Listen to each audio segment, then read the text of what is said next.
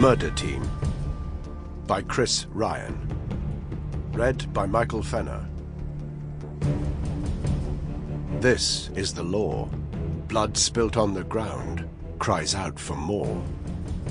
Aeschylus. Chapter 1. You want to contact a gun for hire in a lawless African state?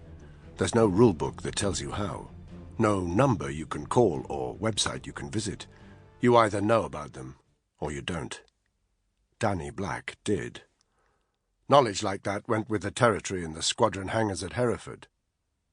You couldn't help but hear tales, possibly exaggerated, of this or that ex-regiment guy who ended up plying his trade in some foreign backwater. Everyone knew their time in 2-2 was limited. When the moment arrived to say goodbye to RAF Credon Hill, you needed an exit strategy. For most, it would be private security work, guarding beautiful young rich kids or ugly paranoid businessmen. For some, it would be a life of exile in the dark and dangerous corners of the world, scratching out a mercenary's career with the occasional deniable government contract, or, easier, simple criminality. Either choice meant keeping your ear to the ground, the same way a snake listens for vibrations, because it's the best way to stay alive.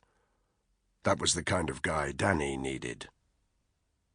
1307 hours, East Africa time.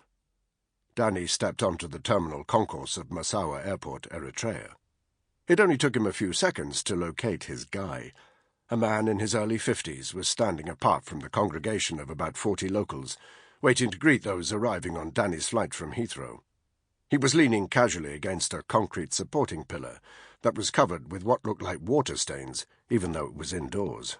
Square-jawed, deeply tanned, several days' stubble, a blue denim shirt the same colour as his eyes, with a pair of Ray-Bans hanging on a cord around his neck, he looked like a local, even though he was Caucasian.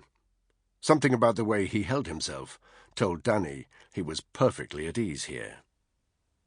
Danny walked quickly across the concourse towards him, brushing off with a few well-chosen swear words the 3 yellow-toothed Eritrean teenagers offering to be his guide for $10 American a day.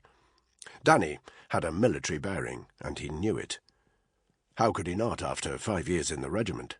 Sometimes he made an effort to shake it off, but right now it was an advantage, because it ID'd him to his contact.